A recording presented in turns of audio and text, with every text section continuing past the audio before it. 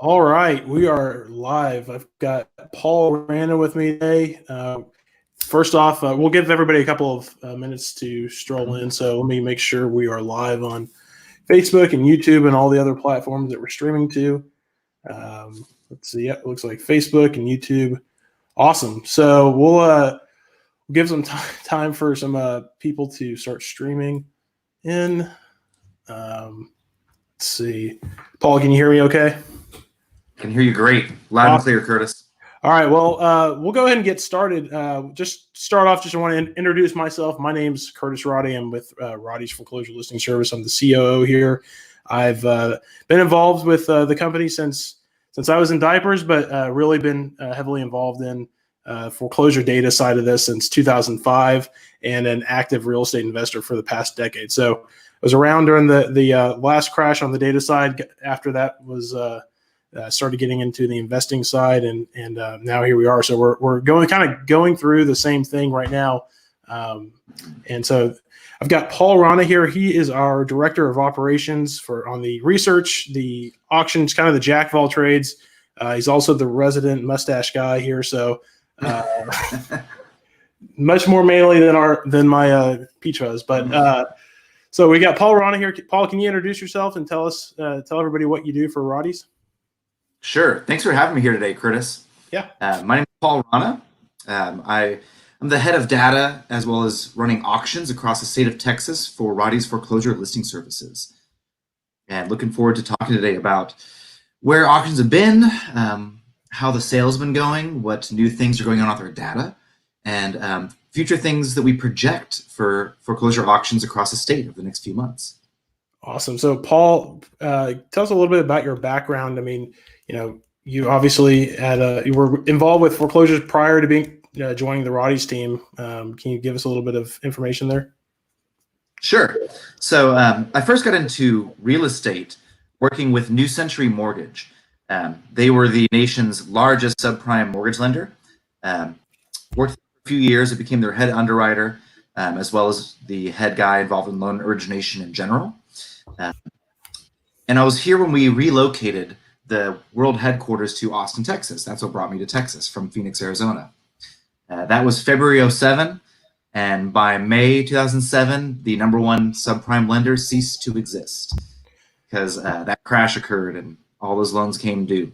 So you've seen it on the underwriting side on the foreclosures, and then also now on the foreclosure side as far as processing and the operation. So you've kind of got a little bit different perspective than some other investors. So, well, yes, sir.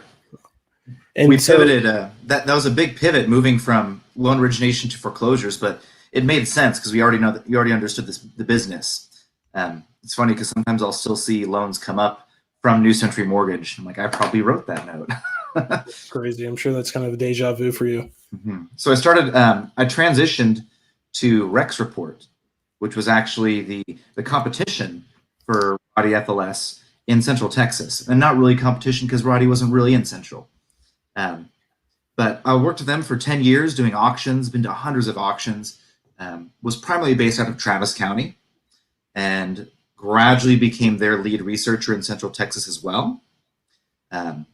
Saw the rise in numbers in 2008, and over the last 10 years, the way that wave has been ridden. And then when Roddy's made its big changes a couple years ago, they bought Rex Report and brought me on as their head of research to help expand to the current state that we have now.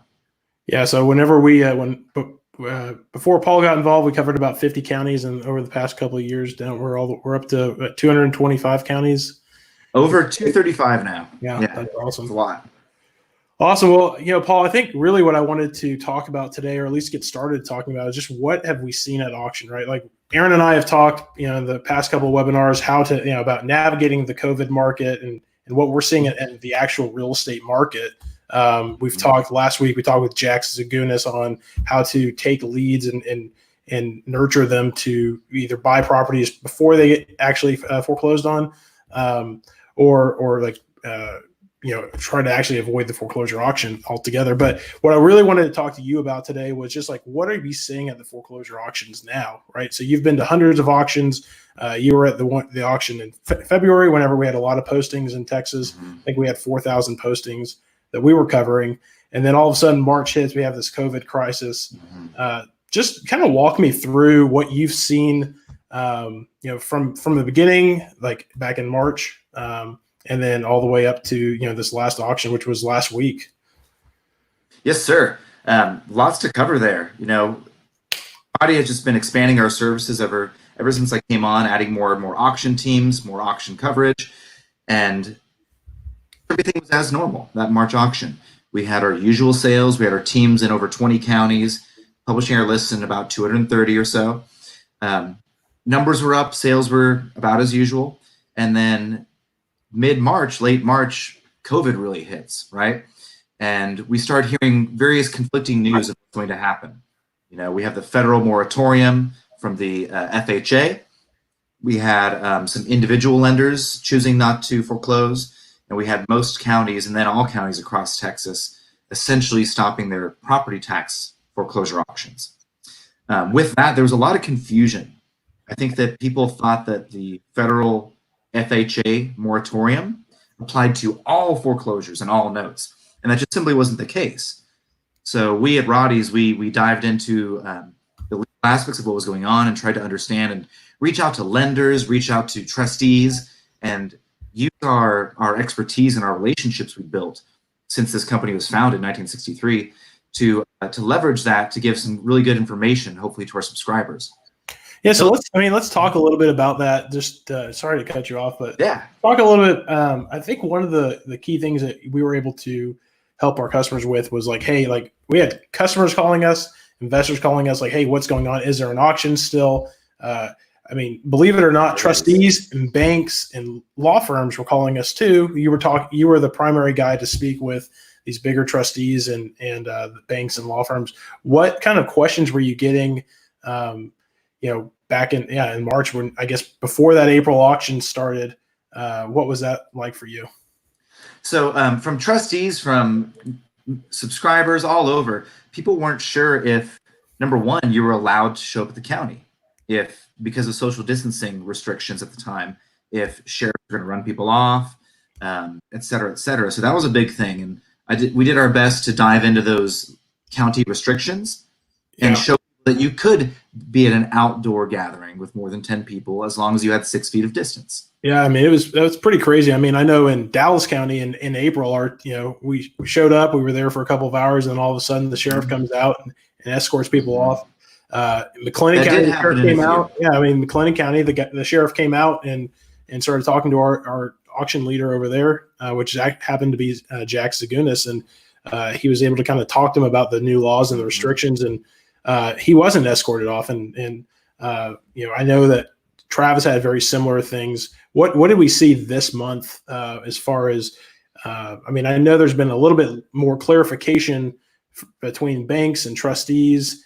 Did you feel like the environment at the auction was a little bit more clear? It was much more clear, definitely, Curtis. I think trustees felt more secure to come out and do sales. We had more attendees at auction this time as well, but still a very limited number of competition. Yeah. We had 44 sales across the entire state, and that was much more than we had in the April auction. What did we have the month before? Was it 20 or 22? Something like that, yeah. Something like 20. So we had double the amount of sales, and some people got some really good deals because there wasn't that competition. Yeah. Yeah, and just for reference, how many sales do we typically see on a given month in the 20 auctions that we cover? Man, that's going to be a tough one to say all 20, but for example, you'll get that many sales in one county. Yeah. So we're looking at maybe 1/10 of what we're normally getting, but there's also 1/10 of the competition there at the auction. Yeah. So did you see any good deals go through, or? Oh, there's some great deals across the entire state, Central, North, even in West Texas. One of the best ones, we posted this on our Facebook last week, was in Travis County. Yeah. It was a really nice neighborhood, a 4,300 square foot residential building property valued at $1.34 million. and that sold to a third party at auction for $800,000. Man, that's so someone's walking away with a solid almost $600,000 on the bone there. Yeah, I mean, we saw that a very similar situation like happened, back in 2010 when we started seeing the increase in foreclosures. Investors were able to get a much better deal than let's say you were able to pay 60 to 70 cents on the dollar versus the last couple of months. One of the things we've heard, I wouldn't say a couple of months, a couple of years, one of the big things we've heard is like, hey, there's too much competition.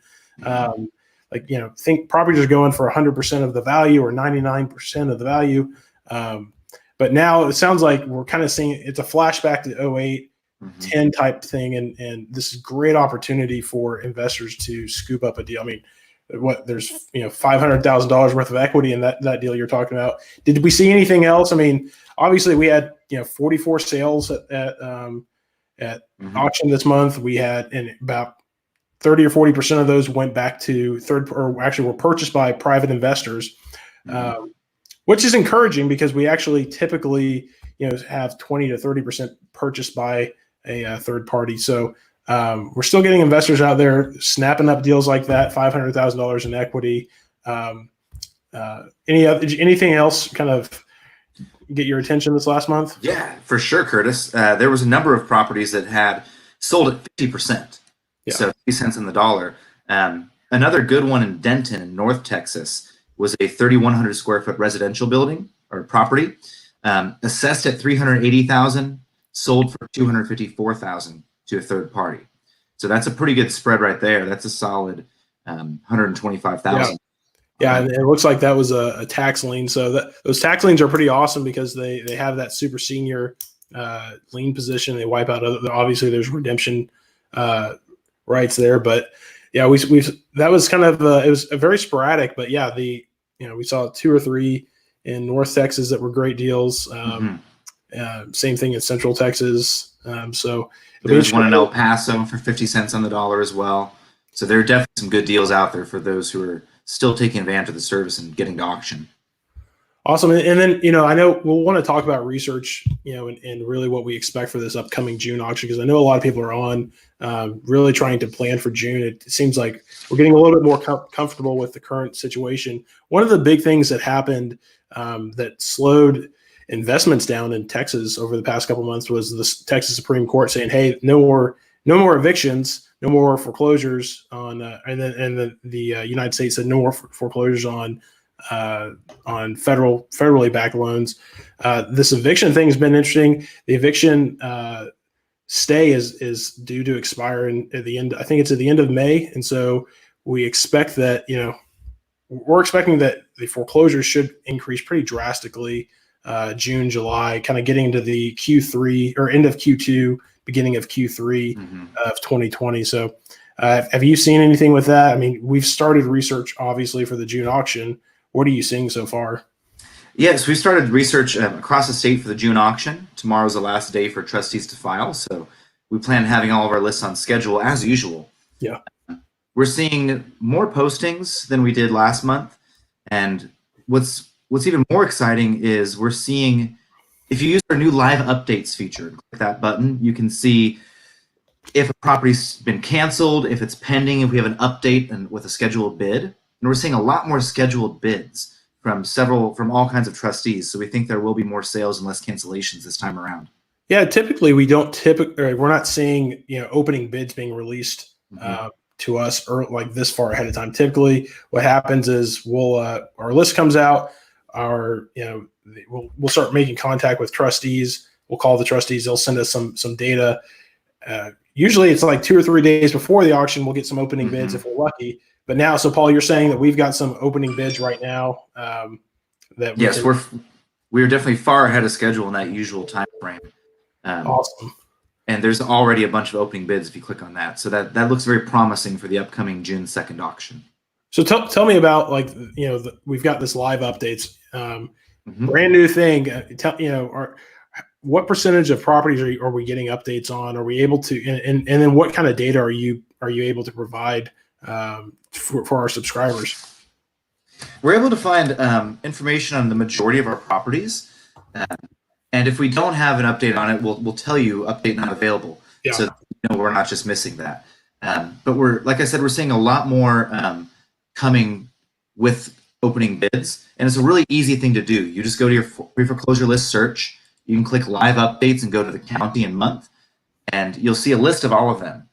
And we're also integrating that into our main list, which is a little search function to filter, so that you only see the ones with bids, or you only see the ones that are canceled, or you only see the ones that are still pending. Yeah. So it's a really powerful new tool, and I think it'll help people with their research and how to cherry pick things down and better prepare for upcoming auctions. Yeah. So, and if anybody has a question on how to find, and get access to this, right now it's included for free with your subscription. We've never done anything like this before. We're really, here at Roddy's, we're trying to provide more value to our customers. And one of the ways we think we can do that is by giving more updates leading up to the auction. As we get updates, it helps you narrow down your list. You're able to reduce the number of drives, reduce the number of title searches that you're doing, and also kind of come up with that, auction day list that you're going to do. Now, for customers that I'll talk a little bit about the services that we provide for customers that want to be able to attend more than one auction. Obviously, you're not able to bid at multiple auctions at the same time right now. Can you talk a little bit about the auction bidding service and what, I guess we've had a lot of success with that, especially in Central Texas lately. Mm-hmm. Yeah, that's another very powerful new tool that we're offering to our Roddy FLS members, and it's Roddy's bidding services. The concept with Roddy's bidding services is that it allows you to be in two places at once. Let's say if you want to bid in Travis County, and maybe you have an extra bidder already, and you send them to Williamson.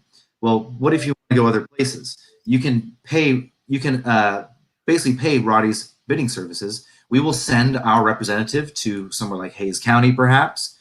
You'll provide us with your list of properties you're searching for, your highest max bids, as well as bid increments that you're comfortable with. Provide us with the cashier's checks, and then our Roddy rep will bid for you on site as if you were there. And very successful.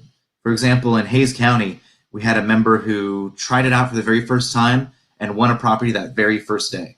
Yeah, that's awesome. Yeah, it's always awesome to expand that. Yeah, and I believe that member was able to go to two or three other, be present at two or three other auctions through the bidding service, and obviously able to go to an auction himself. So, So, and if somebody has questions about that, how do they get in contact with you to kind of learn more or to set up that bidding service? Sure, they can email me directly at Paul, Paul, at flsonline.com. You can always hit us through the chat box at the website as well. Any one of those, you'll get a quick response from. Awesome. So, and we've also got other, research services that we provide. We've got title. Paul's an integral part in our title team with his background in underwriting and research. So Paul plays a pivotal role in that. We also offer drives. You name it, we do it. So if you have questions, if you need help getting ready for the auction, evaluating your list, the best way to get in contact, you'll either get in contact with Paul, Jack, Aaron, or myself. Just if you go to the chat and send something there, typically within 5 minutes, we'll be able to get back to you and answer your questions. So, well, awesome. So sounded like a little bit more exciting time at the auction this past month. Auction's coming up in 22 days now. Any kind of projections you said you're seeing an increase in postings. Anything else that you want to talk about with that? Just knowing that we've been through some things like this before. We've been through these ups and downs, and the last moratorium that occurred after the subprime crash.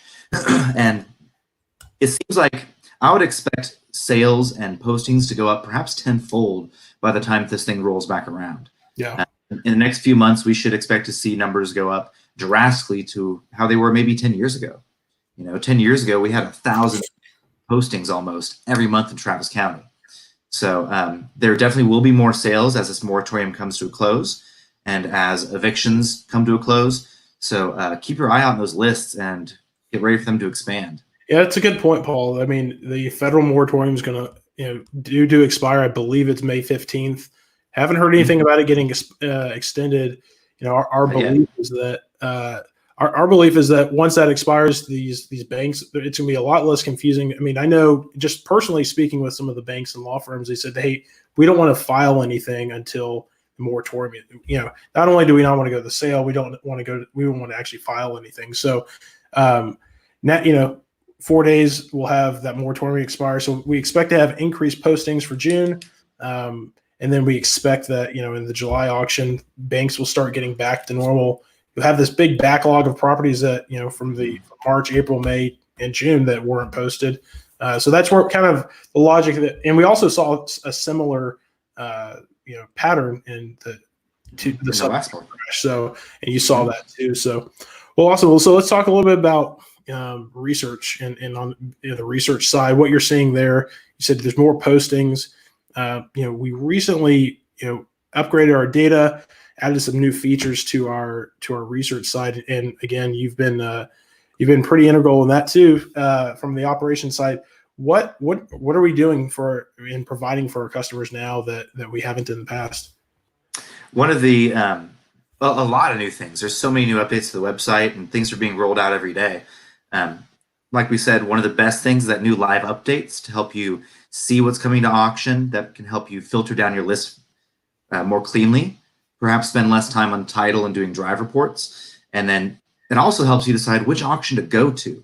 You can use this the night before auction and check and see where the best deals, the best setups are. And maybe that helps you decide exactly where you're going to go that day.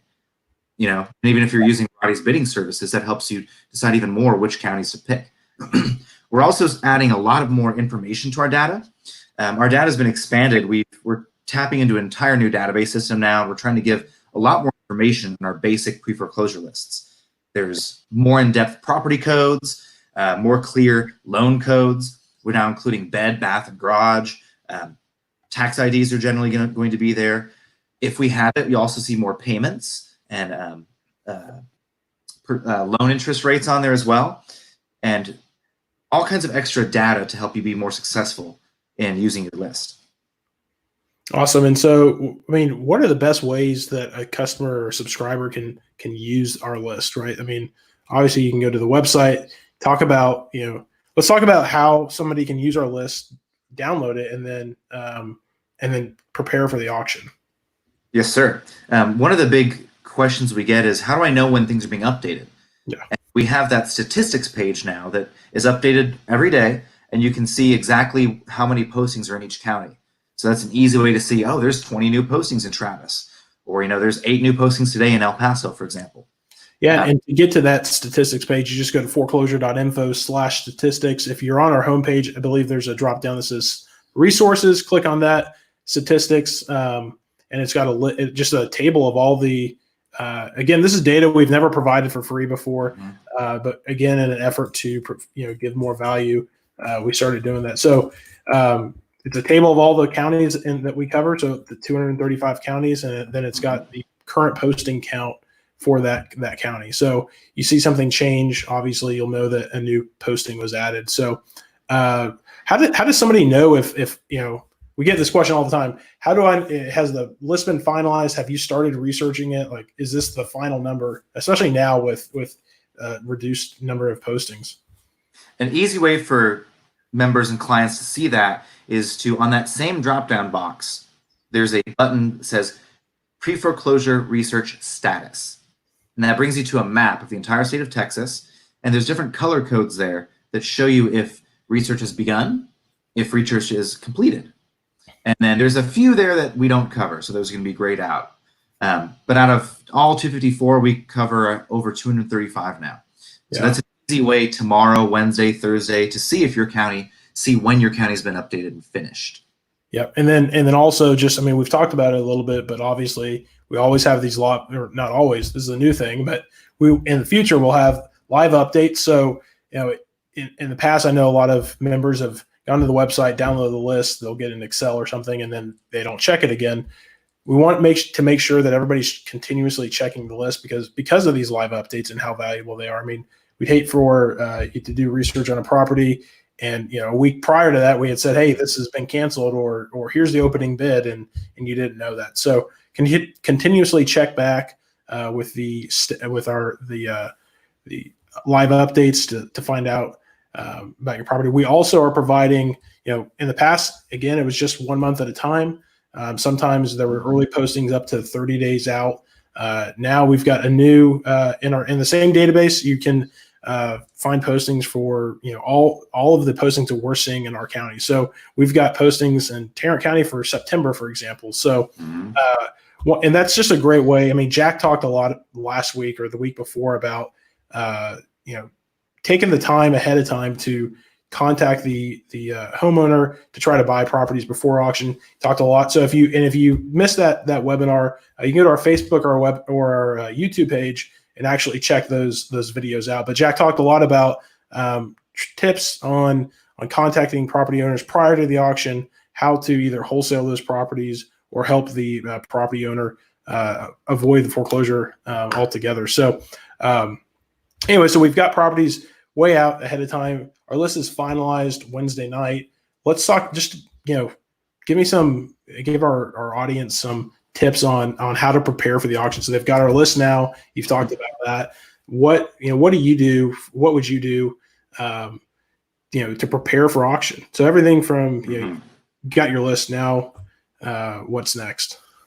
So I suggest that when they get their list, after checking and make sure it's complete on the pre-foreclosure research map, you can download it in a number of ways, right? We have 10 different auto-sorted PDFs, but I really think the Excel file is the most powerful file. So you download that Excel file and start cherry-picking your properties, picking the ones either according to your business, what's best for you, whether it's a certain location you're looking at, a certain spread, a certain type of property, whether it's commercial, residential, land, etc. You start to filter that down, and then you always want to make sure you clear title, right, before you go to any foreclosure auction. This is if you're going to sale. We'll talk about it if you want to go before too. If you're going to go to sale, really suggest that you filter those down, and then you go to roddytitle.com and you send an order for title, and then there you can send us that Excel sheet, and within 1 to 3 days, your pick, you decide, we'll get you back a full title on each one of those properties that lets you know if it's clean and any other things that might be tied to it. So that helps you, again, to filter down. And then you want to do your drive reports, make sure the property is still there, make sure you see the condition, try to maybe do your first assessment on a rehab budget. And again, with that, ask us and we'll make it happen. If you need some drive reports, you make that order, we'll make it happen. And then with all those things, you can, again, check that live updates and make sure which properties are going to sale. And the night before auction, you decide with that which county or counties you're going to. And again, reach out to Roddy Bidding Services if you want to expand your auction coverage and have the ability to bid at multiple counties at once. So Paul, we had a question from Ryan Edwards. He's asking more about the auction bidding service. What is the cost? I don't think we initially talked about that. What is the cost, and if somebody decides they want to register for the bidding service, how do they go ahead and start that process? Just like anything, if you need to contact us urgently, reach us at the website at the chat box. We'll get there within 5 minutes during business hours. You can also email me directly, paul@flsonline.com. The auction bidding services cost $500 for us to attend for you, for us to send a representative to that auction site. Again, you send us your list of properties, maximum bids, cashier's checks, and if you win a sale, then it's a $500 fee per each sale. So if you won one property, it'll be an additional $500. If you win 2 properties, an additional $1,000.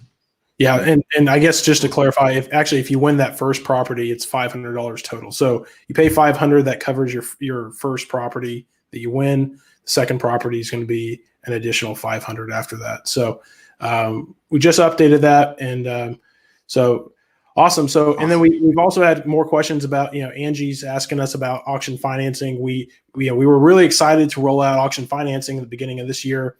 Unfortunately, with kind of everything that's going on in the market, hard money lenders and our lending partners are hitting pause on everything. So we don't have auction financing currently. We are working aggressively to get auction financing. We hope by the June auction, we'll definitely send out emails and talk about that in future webinars. But for now, we can't count on financing for the June auction.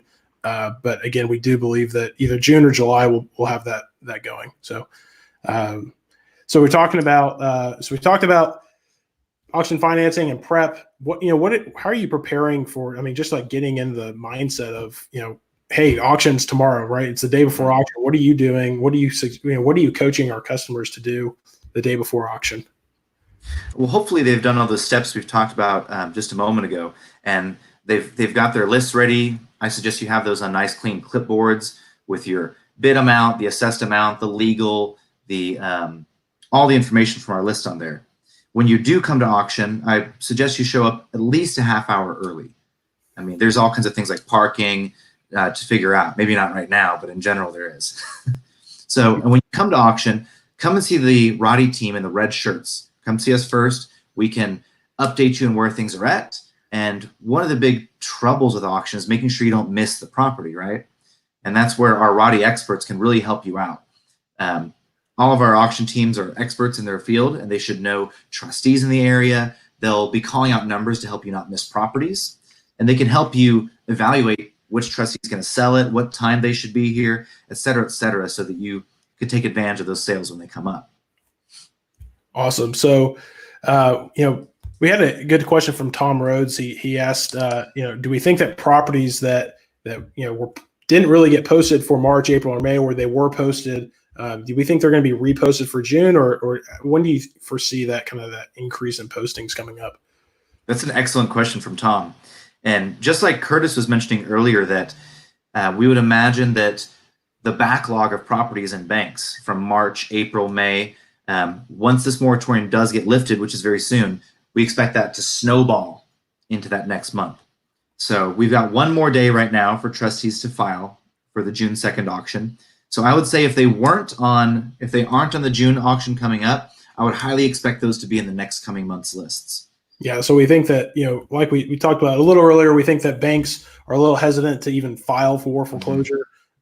These FHA, Fannie Mae, Freddie Mac banks, a little hesitant to file for foreclosure right now with this moratorium in place. That expires the 15th. So we expect that June we'll start seeing some. We still expect an increase just with the numbers that we've seen so far. But July, August, September, we'll start seeing a drastic increase in postings through the roof. Tom also had a follow-up question on about how do you determine if a property is for sale. So we talked a lot about live updates. Can you? I guess if we just talk about, if you go to our website and you pull up your list, if you go to the query page, so you log in, you click on pre-foreclosure, and then right in that query page, there's a big red button that says live updates. You can click on that and then download the entire update. So, and again, if you have questions about finding that or you're not able to, go to the chat. Jack, Paul, myself, we're always on there. We want to help you find this. That's right. It's a lot of new features coming on fast, but again, we're just trying to provide some more value to help you navigate the auctions, especially during this time. So, awesome. So, right. So yeah. Any other tips for the auction? Talk to your Roddy reps. Utilize this. There's some interesting things how sometimes trustees will try to sneak in and sell properties, and our team knows to look for those kinds of individuals. It's usually someone in a suit who sneaks in quietly and starts reading to themselves. If you ever see someone in a suit or with a bunch of folders, it's probably a trustee. So we want to point those out for you right away. As you say that, Jane mentioned that it's sometimes really hard to hear these trustees. I mean, Paul, I know we went down to Hidalgo and you were saying that you couldn't, for the life of you couldn't hear. You had to fight your way into the interior. And do we think that we're going to be able to get trustees to use a microphone? I think the answer is probably no. Trustees aren't really motivated to make that sale. Now you'll see like the big trustees like auction.com or Hudson Marsh and Service Link, or some of the trustees that have 50 or 60 postings, they might start using that to help facilitate the sale, and they have less people asking for people to stop, to repeat the address or the name and that type of thing. We might see that. That's a great question, and it's probably we might start suggesting it to our trustees when we get to the auction. But for now, I don't think that's we're going to see that uniform across the board. Now, I will mention like at the tax sales, which is held sometimes congruently or next to the trustee sales, they'll typically will have a microphone, so it's easier to hear. But And we also mentioned, just trying to prepare and find, like, you said, hey, go the day before, figure out where to park, figure out like where you're going to stand. What do your trustees look like? One thing you can do, if you go to our website, you go to foreclosure.info under resources. We've talked about, there's a lot of stuff under that resources tab. One of the things there it says auction locations. If you click on auction locations, it has almost all of the auctions we cover. We're actively updating that as well with instructions. So it says, hey, the Collin County sale that occurs outside the door of the county clerk's building, but the tax sale is actually in a different building, stuff like that. So just so you know, like, to look for, where to park, what to look for. We've had a lot of people show up to the auction and think that that's where the tax sale was. And actually the tax sale was going to be at a different location. So also, I mean, I keep saying it, but get on chat, ask Paul, hey, like, I'm going to go to the Travis County sale. Where do you think I should park? Where do you think, like, it says Shelly, or not Shelly Orlani's in North Texas. Angela Zavala in Travis County. When does she get there? What does she, do I need to register ahead of time? That type of stuff. She's there right about 1 p.m. And those are all the unique details for each county that we know from our years of experience being there. Every county does have its very unique traits. For example, El Paso, that sale is inside the courthouse. Yeah. Or some of them are in very obscure locations. You kind of have to know where to go. There's also all kinds of special details with the lists. Some counties specifically use the clerk ID number. And that's really important that you print and sort your list by that clerk ID number, because that's what they're going to be calling out at auction. So for things like that, if you're new to a county, please hit us up in the chat. Ask for Paul, ask for Jack. Any one of us will answer those questions about the county you're about to go to and help give you some of those insider tips to be more successful. Yeah, I mean, I know when I'm at the auction, I'll be standing there and we'll have customers come up and they say, hey, what does Angela Zavala look like? And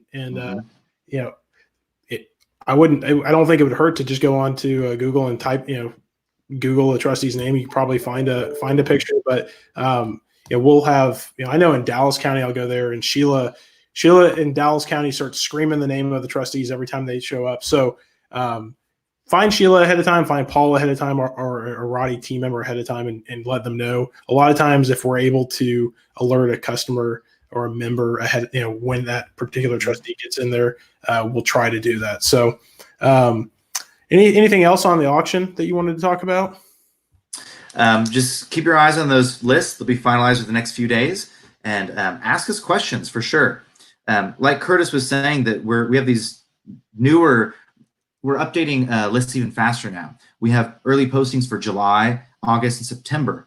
So that gives you more time if you are trying to get to borrowers before auction and do a short sale or buy it before it goes to sale there. That gives you a lot more lead time. So take advantage of those and go back and see Jack's webinar about how to use that extra lead time to perhaps buy up properties before auction as well. Awesome. Well, thanks, Paul. And just for everybody, we'll be, we're hoping to start doing, we are going to start doing more webinars. We're hoping to do one or two every week. Our next one, we'll have Aaron Muchastegi come on and talk about the real estate market and also marketing, talking about marketing with marketing to foreclosure leads. Doesn't actually have to be foreclosure leads, but marketing to distressed or motivated sellers. And then again, the list comes, our list is finalized this week. So it's our research week. Paul, thanks for taking time out of your day. I know we've got 230 counties that you're checking. So sir. Again, the list comes out Wednesday night for our major counties, Thursday night for our more rural counties. If you have questions, please feel free to leave us a comment on Facebook or YouTube on this video. We're going to check those, and one of us will respond. Or again, go to our website and click on that chat in the bottom right-hand corner. So I think that's all we've got today, everybody. Remember, don't pay retail for real estate. Thanks for having me on, Curtis. All right, thanks, guys.